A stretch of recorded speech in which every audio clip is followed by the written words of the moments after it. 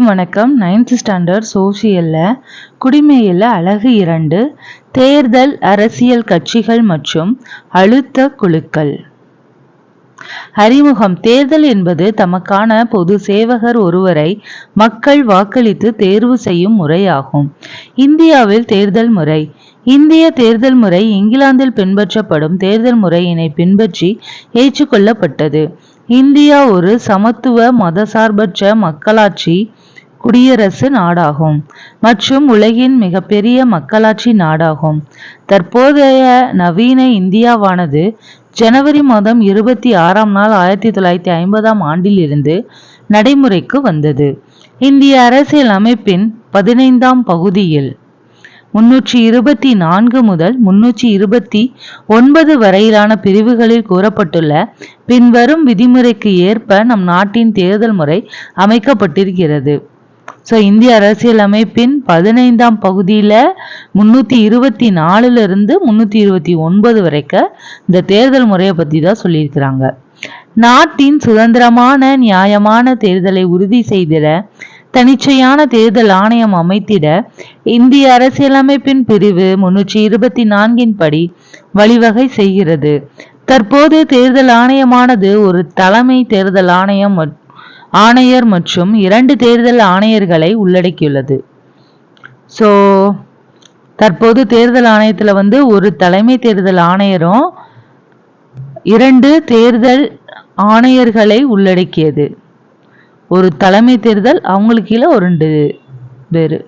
பாராளுமன்ற தேர்தல் சம்பந்தமான வாக்காளர்களின் பட்டியல் தயாரித்தல், தொகுதிகளை வரையறை செய்தல் உட்பட அரசியலமைப்பில் வரையறுக்கப்பட்ட பிற அனைத்து விவகாரங்களை பெறுவதற்கான சட்டங்களை நாடாளுமன்றம் இயற்றலாம். மாநில சட்டசபை தேர்தல் சம்பந்தமான வாக்காளர்கள் பட்டியல்கள் தயாரித்தல், தொகுதிகளை வரையறை செய்தல் போன்றவற்றை அரசியலமைப்பிற்குட்பட்டு தேவையான மாற்றங்களை மாநில சட்டசபை சட்டங்களை இயற்றலாம். தமிழ்நாட்டில் சோழர்கள் காலத்தில் குடவோலை எனும் வழக்கப்படி கிராம சபை உறுப்பினர்கள் தேர்ந்தெடுக்கப்பட்டனர். தேர்தல் நடைமுறை. தேசிய அளவில் அரசாங்கத்தின் தலைவர் பிரதமர் ஆவர். இவர் இந்திய பாராளுமன்றத்தின் கீழவையான மக்களவை லோக்சபா உறுப்பினர்களின் மூலம் தேர்ந்தெடுக்கப்படுகிறார். நம்மை போன்ற மக்களாட்சி பிரதிநிதித்துவ நாடுகளில் தேர்தல் முறை முக்கிய பங்கு வகிக்கிறது. இந்தியாவில் ஜனவரி 25ஆம் நாளினை தேசிய வாக்காளர் தினமாக கொண்டாடுகிறோம். ஜனவரி 26 குடியரசு தினம், அதுக்கு முந்தின நாள் 25ஆம் தேதி தேசிய வாக்காளர் தினம். நோட்டானா மேற்கண்ட எவரும் இல்லை, நன் ஆஃப் தி அபோவ். அறிமுகம். ஒரு மக்களாட்சி நடைபெறும் நாட்டில் உள்ள வாக்காளர்கள் தேர்தலில் போட்டியிடும் வேட்பாளர்கள் எவரையும் தேர்வு செய்ய விருப்பம் இல்லை எனில் வாக்காளர்கள் மேற்கண்ட எவரும் இல்லை எனும் நோட்டா ஒரு பொத்தானை வாக்கு இயந்திரத்தில் தேர்வு செய்யலாம். இந்திய தேர்வு நடத்தை விதிகள் 1961 எனும் சட்டத்தின் விதி எண் 49(o) இம்முறை பற்றி விவரிக்கிறது. வாக்காளர் சரிபார்க்க காகித தணிக்கை சோதனை VVPAT. மின்னணு வாக்குப்பதிவு இயந்திரங்களில் வேட்பாளரின் பெயருக்கு எதிரில் உள்ள பொத்தானை அழுத்தி வாக்கு செலுத்தப்படுகிறது. ஒருவர் தாம் செலுத்திய வாக்கு சரியானபடி பதிவாகி உள்ளதா என்று தெரிந்து கொள்ளும் வாய்ப்பை 2014ஆம் ஆண்டு பொதுத் தேர்தலில் தேர்தல் ஆணையம் அறிமுகப்படுத்தியது. இதை ஆங்கிலத்தில் சுருக்கமாக VVPAT என்று குறிப்பிடுகிறார். Voters Verified Paper Audit Trial. அதாவது நம்ம வாக்களிக்கிறது கரெக்டாக அளிச்சிருக்கிறோமா அப்படிங்கிற இதை 2014ஆம் ஆண்டு தான் அறிமுகப்படுத்தியிருக்கிறாங்க. அது VVPAT, Voters Verified Paper Audit Trial. 2014 நடைபெற்ற பொது தேர்தலில் முதன்முறையாக நோட்டா அறிமுகப்படுத்தப்பட்டது. நோட்டா எப்போ அறிமுகப்படுத்தப்பட்டாங்கன்னா 2014. நோட்டாவை அறிமுகப்படுத்திய 14வது நாடு இந்தியா ஆகும்.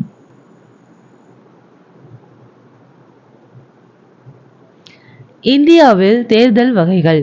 இந்தியாவில் 2 வகையான தேர்தல்கள் நடைபெறுகின்றன. அவை நேரடி தேர்தல் மற்றும் மறைமுக தேர்தல்.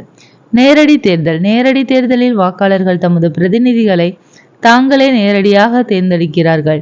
18 வயது பூர்த்தியடைந்த மக்கள் நேரடி தேர்தல் முறையில் பங்கு பெற்று தங்களது வாக்குகளை பதிவு செய்கின்றனர். நேரடி தேர்தல் முறைக்கு பின்வரும் சில எடுத்துக்காட்டுகள் காணலாம். மக்களவை தேர்தலில் நாடாளுமன்ற உறுப்பினர்கள் MP தேர்ந்தெடுத்தல். சட்டமன்ற தேர்தலில் சட்டப்பேரவை உறுப்பினர்களை MLA தேர்ந்தெடுத்தல். ஊராட்சி, பேரூராட்சி, நகராட்சி, மாநகராட்சி ஆகிய உள்ளாட்சி அமைப்புகளின் உறுப்பினர்கள் மற்றும் தலைவர்களை தேர்ந்தெடுத்தல். நிறைகள். வாக்காளர்கள் தங்களது பிரதிநிதிகளை நேரடியாக தேர்ந்தெடுப்பதால் நேரடி தேர்தல் முறையானது வலுவான மக்களாட்சி கொண்டதாக கருதப்படுகிறது. அரசாங்க நடவடிக்கைகள் பற்றிய விழிப்புணர்வும் தகுதியான பிரதிநிதிகளை தேர்ந்தெடுக்கவும் மக்களுக்கு கற்பிக்கப்படுகிறது. மேலும் மக்கள் அரசியலில் முக்கிய பங்கு வகிக்க ஊக்கமளிக்கிறது. மக்களை தீவிரமான அரசியல் நடவடிக்கைகளில் ஈடுபட தூண்டுகிறது. குறைகள். நேரடி தேர்தல் முறை அதிக செலவு கொண்டதாக உள்ளது. எழுத்தறிவிற்ற வாக்காளர்கள் பொய்யான பரப்புரைகளால் தவறாக வழிநடத்தப்படுகிறார்கள். சில நேரங்களில் ஜாதி, மதம் மற்றும் பிற பிரிவுகளை அடிப்படையாக கொண்டு நடத்தப்படும் பிரச்சாரங்கள் மற்றும் பொய்யான பரப்புரைகளாலும் தவறாக வழிநடத்தப்படுகிறார்கள். நேரடி தேர்தல் நடத்துவது மிக பெரும் பணியாக இருப்பதால் ஒவ்வொரு வாக்கு மையங்களிலும் சுதந்திரமான, நியாயமான தேர்தல் முறையை உறுதி செய்வது என்பது தேர்தல் ஆணையத்திற்கு மிக பெரும் சவாலாக உள்ளது. சில அரசியல் கட்சி வேட்பாளர்கள் வாக்காளர்கள் மீது பணம், பொருள் அல்லது பணிகள் மூலமாக தங்களது செல்வாக்கை செலுத்துவது என்பது மற்றொரு சவாலாகும். தேர்தல் பரப்புரைகளின் போது சில நேரங்களில் வன்முறைகள், பதற்றங்கள், சட்டம் ஒழுங்கு பிரச்சனைகள் ஏற்பட்டு மக்களின் அன்றாட வாழ்க்கை முறை பாதிக்கப்படுகிறது. மறைமுக தேர்தல். மக்களால் தேர்ந்தெடுக்கப்படும் பிரதிநிதிகள் வாக்களித்து தேர்வு செய்யும் முறையே மறைமுக தேர்தல் ஆகும். குடியரசுத் தலைவர் தேர்தலில் இத்தகைய முறையானது கடைபிடிக்கப்படுகிறது. நிறைகள். மறைமுக தேர்தல்கள் நடத்த செலவு குறைவானதாகும். மறைமுக தேர்தல் முறையானது பெரிய நாடுகளுக்கே உகந்தது. குறைகள். வாக்காளர் எண்ணிக்கை குறைவாக இருப்பதால் ஊழல், கையூட்டு, குதிரை பேரம் ஆகியவற்றின் வாய்ப்புகள் அதிகம் காணப்படும். மக்கள் தங்களது பிரதிநிதிகளை தேர்ந்தெடுக்க நேரடியாக பங்கு பெறாமல் மாறாக மக்களால் தேர்ந்தெடுக்கப்பட்ட பிரதிநிதிகளே இம்முறையில் பங்கு பெறுவதால் மக்கள் பிரதிநிதித்துவம் குறைந்த மக்களாட்சி முறையாக காணப்படுகிறது. எனவே மக்களின் உண்மையான விருப்பத்தை பிரதிபலிக்காமல் இருக்க நேரிடுகிறது. அரசியல் கட்சிகள். மக்களாட்சி அரசாங்கத்தில் அரசியல் கட்சிகள் முக்கிய பங்கு வகிக்கிறது. இந்த அரசியல் கட்சிகள் மக்களுக்கும் அரசாங்கத்திற்கும் இடையே ஒரு பாலமாக செயல்படுகிறது. அரசியல் கட்சி என்பதன் பொருள். ஓர் அரசியல் கட்சி என்பது அரசாங்கத்தில் ஆதிக்கம் செலுத்துவதற்காக தேர்தலில் போட்டியிடுவதற்கான நிகழ்ச்சி நிரல்களையும் குறிப்பிட்ட கொள்கைகளையும் கொண்ட மக்கள் குழுவின் அமைப்பாக காணப்படும். தலைவர், செயற்குழு உறுப்பினர்கள் மற்றும் தொண்டர்கள் என்னும் 3 அங்கங்களை ஓர் அரசியல் கட்சி பெற்றுள்ளது. ஒரு அரசியல் கட்சியில யாரெல்லாம் இருப்பாங்க? தலைவர், செயற்குழு உறுப்பினர்கள் மற்றும் தொண்டர்கள். இந்திய குடியரசுத் தலைவர் எப்படி தேர்ந்தெடுக்கப்படுகிறார்? இந்திய குடியரசுத் தலைவர் பின்வரும் உறுப்பினர்கள் கொண்ட தேர்தல் குழாம் எலக்டோரல் கொலேஜ் மூலம் தேர்ந்தெடுக்கப்படுகிறார். அவை பாராளுமன்றத்தின் இரு அவையின் தேர்ந்தெடுக்கப்பட்ட உறுப்பினர்கள், இந்தியாவில் உள்ள அனைத்து மாநிலங்கள் மற்றும் யூனியன் பிரதேசங்களில் உள்ள தேர்ந்தெடுக்கப்பட்ட சட்டமன்ற உறுப்பினர்கள். குறிப்பு: பாராளுமன்ற இரு அவைகள் மற்றும் மாநில சட்டமன்றங்களில் நியமிக்கப்படும் நியமன உறுப்பினர்கள் இக்குழுவில் இடம் பெறமாட்டார்கள். பாராளுமன்ற இரு அவைகள் மற்றும் மாநில சட்டமன்றங்களில் நியமிக்கப்படும் நியமன உறுப்பினர்கள். நியமன உறுப்பினராக இருக்கிறவங்கெல்லாம் இதுல இடம்பெற மாட்டார்கள். கட்சி முறையின் வகைகள். உலகில் கட்சி முறையினை 3 வகைகளாக வகைப்படுத்தலாம். ஒரு கட்சி முறை, இரு கட்சி முறை, பல கட்சி முறை. ஒரு கட்சி முறை ஒரே ஒரு ஆளும் கட்சி மட்டும் பங்கு பெறுவது ஆகும். இம்முறையில் எதிர்கட்சிகள் அனுமதிக்கப்படுவதில்லை. எடுத்துக்காட்டு சீனா, கியூபா, முன்னாள் சோவியத் யூனியன். இரு கட்சி முறை இரு முக்கிய கட்சிகள் மட்டுமே பங்கு பெறுவது ஆகும். எடுத்துக்காட்டு அமெரிக்க ஐக்கிய நாடுகள், இங்கிலாந்து. பல கட்சி முறை 2க்கும் மேற்பட்ட கட்சிகள் பங்கு பெறுவது ஆகும். எடுத்துக்காட்டு இந்தியா, இலங்கை, பிரான்ஸ், இத்தாலி. அரசியல் கட்சிகளின் வகைகள். இந்தியாவில் உள்ள அரசியல் கட்சிகளானது செல்வாக்கு பெறும் பிரதேசத்திற்கு ஏற்ப 2 முக்கிய பிரிவுகளாக வகைப்படுத்தப்படுகின்றன. அவை தேசிய கட்சிகள், மாநில கட்சிகள். அரசியல் கட்சிகளை 2ஆ பிரிக்கிறாங்க. தேசிய கட்சிகள், மாநில கட்சிகள். தேசிய கட்சிகள் ஆளும் கட்சி, எதிர்கட்சி. அதே மாதிரிதான் மாநில கட்சியிலையும் ஆளும் கட்சி, எதிர்கட்சி. தேசிய கட்சிகள் ஒரு கட்சி குறைந்தது 4 மாநிலங்களையாவது மாநில கட்சி என்ற தகுதியை பெற்றிருக்குமானால் அது தேசிய கட்சி. தேசிய அளவில் போட்டி போடுறதுக்குன்னா அந்த தேசிய கட்சி குறைஞ்சது 4 மாநிலங்கள்லையாவது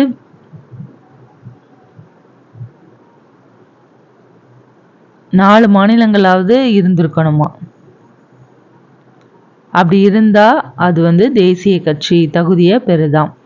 அனைத்து அரசியல் கட்சிகளுக்கும் இந்திய தேர்தல் ஆணையத்தில் பதிவு செய்தல் வேண்டும். எல்லா அரசியல் கட்சிகளும் இந்திய தேர்தல் ஆணையத்தில் பதிவு செய்தல் வேண்டும். இந்திய தேர்தல் ஆணையம் அனைத்து அரசியல் கட்சிகளையும் சமமாக பாவித்த போதிலும் தேசிய கட்சிகளுக்கும் மாநில கட்சிகளுக்கும் சில சிறப்பு சலுகைகளை வழங்குகிறது. இக்கட்சிகளுக்கு தனித்தனி சின்னங்கள் வழங்கப்படுகிறது. ஒரு கட்சியின் அதிகாரப்பூர்வ வேட்பாளர் மட்டுமே அக்கட்சியின் சின்னத்தை உபயோகிக்க முடியும். 2017 நிலவரப்படி அங்கீகரிக்கப்பட்ட தேசிய கட்சிகளின் எண்ணிக்கை 7 ஆகும். 7 கட்சியை தான் 2017 அங்கீகரிச்சிருக்கிறாங்க. மாநில கட்சிகள் 7 தேசிய கட்சிகளை தவிர நாட்டின் பெரும்பான்மையான முக்கிய கட்சிகளை மாநில கட்சிகளாக தேர்தல் ஆணையம் வகைப்படுத்தி இருக்கிறது. இக்கட்சிகள் பொதுவாக பிராந்திய கட்சிகள் என்று குறிப்பிடுவர். மக்களவை தேர்தலிலோ அல்லது மாநில சட்டசபை தேர்தலிலோ ஒரு குறிப்பிட்ட எண்ணிக்கையிலான இடங்களை வெற்றி பெற்ற அல்லது குறிப்பிட்ட சதவிகித வாக்குகளை பெற்றதன் அடிப்படையில் இந்திய தேர்தல் ஆணையம் ஒரு கட்சியை மாநில கட்சியாக அங்கீகாரம் அளிக்கிறது. கட்சிகளின் அங்கீகாரம். இந்திய தேர்தல் ஆணையத்தில் பதிவு செய்யப்பட்ட ஒரு கட்சி தேசிய கட்சி எனும் பங்கு பெற பின்வரும் முறைகளில் ஏதேனும் ஒன்றை நிறைவு செய்திருத்தல் வேண்டும். மக்களவை தேர்தலிலோ அல்லது மாநில சட்டசபை தேர்தலிலோ குறைந்தபட்சம் 4 மாநிலங்களில் பதிவான மொத்த செல்லத்தகுந்த வாக்குகளில் குறைந்தபட்சம் 6% பெற்றிருக்க வேண்டும். மக்களவையில் குறைந்தபட்சம் 2% இடங்களில் வெற்றி பெற வேண்டும். இந்த தேசிய கட்சிக்கான தகுதிகள் என்னன்னா, மக்களவை தேர்தலிலோ அல்லது மாநிலங்களவை தேர்தலிலோ குறைந்தபட்சம் 4 மாநிலங்களாவது அவங்களுடைய ஓட்டு 6% இருக்கணுமா. அப்புறம் என்ன சொல்றாங்கன்னா, மக்களவையில் குறைந்தபட்சம் 2% இடங்கள்ல வெற்றி பெற்றிருக்கணுமா. மேலும் குறைந்தபட்சம் 3க்கும் மேற்பட்ட மாநிலங்களிலிருந்து தேர்ந்தெடுக்கப்பட வேண்டும். குறைந்தபட்சம் 4 மாநிலங்களில் மாநில கட்சியாக அங்கீகாரம் பெற்றிருக்க வேண்டும். அரசியல் கட்சிகளின் செயல்பாடுகள். கட்சிகள் தேர்தல்களில் போட்டியிடுகின்றன. பெரும்பாலான மக்களாட்சி நாடுகளில் கட்சிகளால் நிறுத்தப்படும் வேட்பாளர்கள் இடையேதான் கடும் போட்டிகள் நிலவுகின்றன. கட்சிகள் தங்களை தேர்ந்தெடுக்க அவர்களது கொள்கைகளையும் திட்டங்களையும் தேர்தல் தொகுதிகளில் முன்னிறுத்துகின்றனர். நாட்டில் சட்டங்கள் இயற்றுவதில் அரசியல் கட்சிகள் முக்கிய பங்களிப்பு செய்கின்றன. முறையாக சட்டங்கள் நாடாளுமன்றங்களிலும் சட்டமன்றங்களிலும் விவாதிக்கப்பட்டு நிறைவேற்றப்படுகின்றன. அரசியல் கட்சிகள் அரசாங்கத்தினை அமைத்து அவற்றை வழிநடத்துகின்றனர். தேர்தலில் தோல்வியடைந்த கட்சிகள் எதிர்க்கட்சியாக பங்களிப்பு செய்கின்றன. இவை அரசின் குறைகள் மற்றும் தவறான கொள்கைகளை எதிர்த்து பல்வேறுபட்ட பார்வைகளை முன்வைக்கின்றன, விமர்சனம் செய்கின்றன. மக்கள் கருத்திற்கு அரசியல் கட்சிகள் வடிவம் கொடுக்கின்றன, மேலும் அவை முக்கிய நிகழ்வுகளை மக்களின் கவனத்திற்கு கொண்டு வருகின்றன. அரசாங்கத்திற்கும் மக்களுக்கும் இடையில் ஒரு பாலமாக அரசியல் கட்சிகளின் செயல்பாடுகள் இருக்கின்றன. மக்களாட்சியில் எதிர்க்கட்சியின் பங்கு. மக்களாட்சியில் அமெரிக்க ஐக்கிய நாட்டை போல் இரு கட்சி ஆட்சி முறையோ அல்லது இந்தியா பிரெஞ்சு நாடுகளைப் போல பல கட்சி ஆட்சி முறையோ இருக்கலாம். பெரும்பான்மை மக்களின் ஆதரவு பெற்ற கட்சியாக ஆளும் கட்சியும் எஞ்சிய மக்களின் ஆதரவு பெற்ற கட்சியாக எதிர்க்கட்சியும் இருக்கும். மக்களாட்சி முறையிலான அனைத்து அரசாங்கங்களிலும் எதிர்க்கட்சி தலைவர் முக்கிய பங்கை வகிக்கிறார். இவர் கேபினட் அமைச்சர் தகுதி பெறுகிறார். இவர் பொது நடவடிக்கைகளை பாதிக்கும் ஆளும் கட்சியின் தவறான கொள்கைகளை எதிர்க்கிறார். பொது கணக்கு குழுவின் தலைவராக இவர் அரசு துறைகளின் செயல்பாடுகளை கேள்விக்குள்ளாக்குவதோடு மக்கள் நலனுக்காக செலவிடப்படும் பொது பணத்தை ஆய்வு செய்கிறார். இதுபோன்று அவர் மத்திய கண்காணிப்பு ஆணையத்தின் தலைவர் மற்றும் உறுப்பினர்களை தேர்ந்தெடுப்பதிலும் முக்கிய பங்கு வகிக்கிறார். மக்களாட்சியில் எதிர்க்கட்சிகள் ஒரு பொறுப்பான பங்கினையும் மக்களின் நியாயமான கோரிக்கைகள் மற்றும் விருப்பத்தையும் பிரதிபலிக்கின்றது. அழுத்த குழுக்கள். அழுத்த குழுக்கள் என்ற சொல் ஐக்கிய அமெரிக்க நாட்டில் உருவாக்கப்பட்டது. பொது நலன்களை பாதுகாக்கவும் ஊக்குவிக்கவும் தீவிரமாக செயல்படும் குழு அழுத்த குழு என்று அழைக்கப்படுகிறது. அரசு மீது அழுத்தம் செலுத்தி அரசின் கொள்கைகளில் மாற்றம் கொண்டு வரும்படி நெருக்கடி தருவதால் இவ்வாறு அழைக்கப்படுகிறது. அழுத்த குழுக்கள் நலக்குழுக்கள் அல்லது தனிப்பட்ட நலக்குழுக்கள் என்றும் அழைக்கப்படுகின்றன. அழுத்த குழுக்கள் தான் நலக்குழுக்கள் அல்லது தனிப்பட்ட நலக்குழுக்கள் என்றும் அழைக்கப்படுகின்றன. அதே சமயம் இவை அரசியல் கட்சியிலிருந்து வேறுபட்டவை. இது அரசியல் கட்சி மாதிரி இருக்கதான் வேறுபட்டது. தேர்தலில் போட்டியிடுவது இல்லை. அரசியல் அதிகாரத்தை கைப்பற்ற விளைவதும் இல்லை. அந்த அழுத்த குழுக்கள் எலெக்ஷனில் நிற்கவும் இல்லை, அதிகாரத்தை பெறணும்னு விரும்பவில்லை. இந்தியாவில் அழுத்த குழுக்கள். இந்தியாவில் தற்போது அதிக எண்ணிக்கையிலான அழுத்த குழுக்கள் உள்ளன. ஆனால் அவைகள் அமெரிக்கா அல்லது மேற்கத்திய நாடுகளான இங்கிலாந்து, பிரெஞ்சு, ஜெர்மனி போன்ற நாடுகளில் இருப்பதை போல வளர்ச்சி அடைந்தவனாக காணப்படவில்லை. அழுத்த குழுக்கள் செயல்படும் விதம் வகைகள். வணிகத்தின் நோக்கம், விமர்சனங்கள், விளைவுகள், செல்வாக்கு. இந்தியாவில் செயல்படும் அழுத்த குழுக்களை கீழ்காணும் வகைகளாக வகைப்படுத்தலாம். வணிக குழுக்கள், தொழிற்சங்கங்கள், விவசாய குழுக்கள், தொழில்முறை குழுக்கள், மாணவர் அமைப்புகள், மத அமைப்புகள், பழங்குடி அமைப்புகள், மொழி குழுக்கள், கோட்பாட்டு அடிப்படை குழுக்கள், சுற்றுச்சூழல் பாதுகாப்பு குழுக்கள்.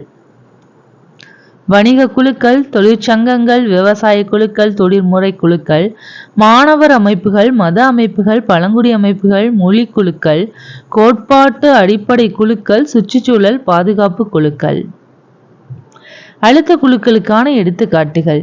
இந்திய வணிகம் மற்றும் தொழில்துறை சம்மேளனத்தின் கூட்டமைப்பு FICCI, அகில இந்திய தொழிற்சங்க காங்கிரஸ் AITUC, அகில இந்திய விவசாயிகள் சங்கம் AIKS, இந்திய மருத்துவ சங்கம் IMA, அகில இந்திய மாணவர் சம்மேளனம் AISF, அகில இந்திய சீக்கிய மாணவர் பேரவை, இளம் பதகா சங்கம் YBA, தமிழ் சங்கம், தமிழ்நாடு விவசாயிகள் சங்கம், நர்மதா பச்சவா அந்தோலான். இந்தியாவில் அழுத்த குழுக்களின் செயல்பாடுகள். அரசின் கொள்கையில் செல்வாக்கு செலுத்துவதன் மூலம் குறிப்பிட்ட நலன்களை பெற செயல்படும் நலக்குழுக்கள் அழுத்த குழுக்கள் எனப்படும். அரசினோட கொள்கையில செல்வாக்கு செலுத்துவதன் மூலம் குறிப்பிட்ட நலன்களை பெற செயல்படும் நலக்குழுக்கள் அழுத்த குழுக்கள் எனப்படும். அவை எந்த அரசியல் கட்சியுடனும் அணி சேருவதில்லை. ஆனால் மறைமுக முடிவுகள் எடுப்பதில் அதிக செல்வாக்கு செலுத்தும் அளவுக்கு ஆற்றல் மிக்கவை. பிரதிநிதித்துவப்படுத்துதல், அரசியல் பங்கேற்பு, கல்விக் கொள்கை உருவாக்கம் மற்றும் கொள்கை அமலாக்கம் போன்ற பல வகைகளான செயல்பாடுகளை அழுத்த குழுக்கள் மேற்கொள்கின்றன. அரசியல் பங்கேற்பு அரசியலின் மற்றொரு முகம் என்று அழுத்த குழுக்களை கூறலாம். அரசியலோட மற்றொரு முகம்னா எதுனா இந்த அழுத்த குழுக்கள் தான்.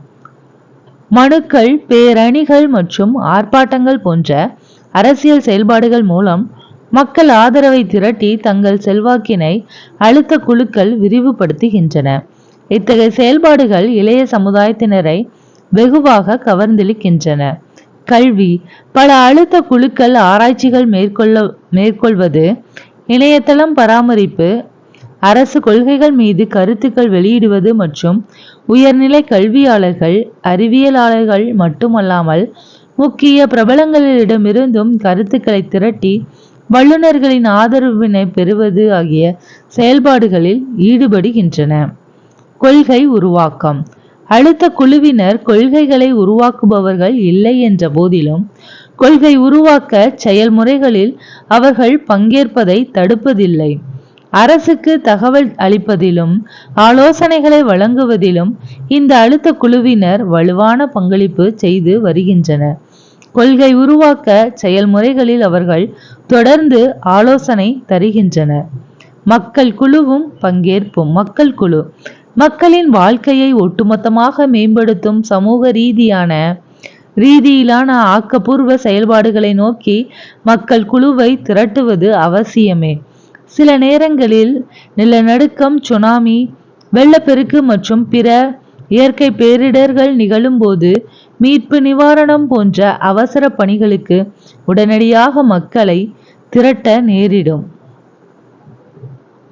மக்களாட்சியின் பங்கேற்பு நாடாளுமன்ற, சட்டமன்ற, உள்ளாட்சி தேர்தல்களில் மக்கள் பெருவாரியாக பங்கேற்கும் போதே மக்களாட்சி அமைப்பு வெற்றிகரமாக இயங்க முடியும்.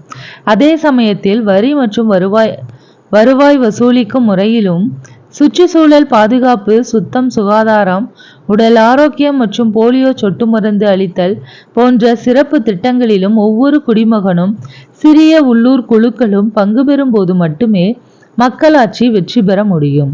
எனவே மக்களாட்சி அரசாங்கத்தை விட சிறந்த அரசாங்கம் இல்லை என்பதை நாம் மனதில் கொள்ள வேண்டும். சிறந்த சமூகத்தையும் நாட்டையும் உருவாக்க இந்திய மக்களாகிய நாம் மத்திய மற்றும் மாநில அரசாங்கத்துடன் இணைந்து மனித வாழ்க்கையின் துன்பங்களை ஒழித்திட ஒற்றுமையுடன் போராட வேண்டும்.